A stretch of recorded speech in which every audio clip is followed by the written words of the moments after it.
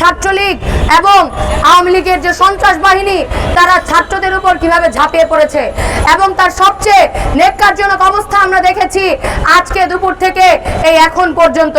আমরা জানি যে এখন আহত শিক্ষার্থীরা যখন ঢাকা মেডিকেলে চিকিৎসার জন্য গিয়েছে, এই ছাত্রলীগের সন্ত্রাসী বাহিনী কিভাবে পুরো ঢাকা মেডিকেলকে কলেজকে পর্যন্ত অবরুদ্ধ করে রেখেছে। সেখানে আহতদেরকে চিকিৎসা নেওয়ার জন্য সাধারণ শিক্ষার্থীরা কিংবা তাদের স্বজনরা প্রবেশ পর্যন্ত করতে পারছেন না।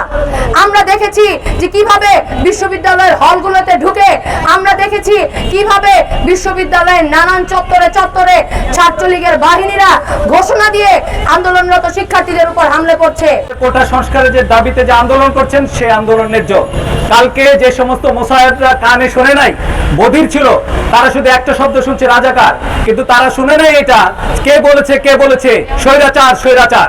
এই যে নতুন স্লোগান উঠেছে এবং তারা যে ভয় পায় নাই, হ্যাঁ আমাকে রাজাকার বলছো, কে বলছো যে নাকি তুমি স্বৈরাচার। এই স্বৈরাচারের বিরুদ্ধে আপনাদের লড়াই, সেই লড়াইয়ের সাথে আমরা একাত্মতা প্রকাশ করছি। আজকের এই হামলা কোনো বিচ্ছিন্ন ঘটনা নয়। আমাদের বুঝতে হবে যে গতকাল প্রধানমন্ত্রী ছাত্রদেরকে, আন্দোলনরত শিক্ষার্থীদের যে রাজাকার হিসেবে আখ্যায়িত করতে চেয়েছেন, রাজাকারদের সাথে তুলনা করতে চেয়েছেন, তার ফলাফল আসলে কি? আজকে যে ছাত্রলীগ হামলা করছে সেটা আসলে ওই কালকে ওই আমাদের প্রধানমন্ত্রীর দেখিয়ে দেওয়া পথ অবলম্বন করছে।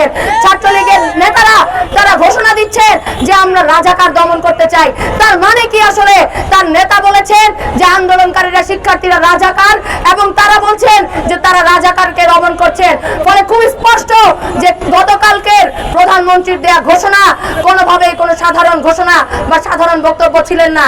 তাদের এই ঘোষণা ছিল এই পুরো আন্দোলনের উপর, আন্দোলনকারীদের উপর হামলা করার একটা জমিন, একটা ক্ষেত্র প্রস্তুত করা। সারা দেশে যেরকম নিষ্ঠুর নির্মম ভাবে হামলা চালালো ছাত্রলীগ, তাহলে আমাদের প্রশ্ন, যারা এই চেতনা ধারণ করেন, মুক্তিযুদ্ধের চেতনার পক্ষের শক্তি, তার পেটো বাহিনী যখন পেটাচ্ছে, তখন আমাদের এই বুদ্ধিজীবী সমাজ, আমাদের চেতনাধারী চেতনাবাজরা তখন কি বলবেন? এর জবাব কি দেবেন?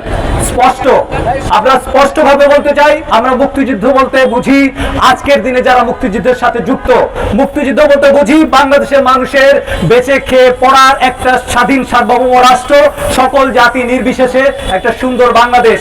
কোটা সংস্কার পদ্ধতি যে তার স্থায়ী সমাধান, সেই স্থায়ী সমাধান ব্যতীত সংসদে আইন পাশ করা ছাড়া আমরা ঘরে ফিরবো না।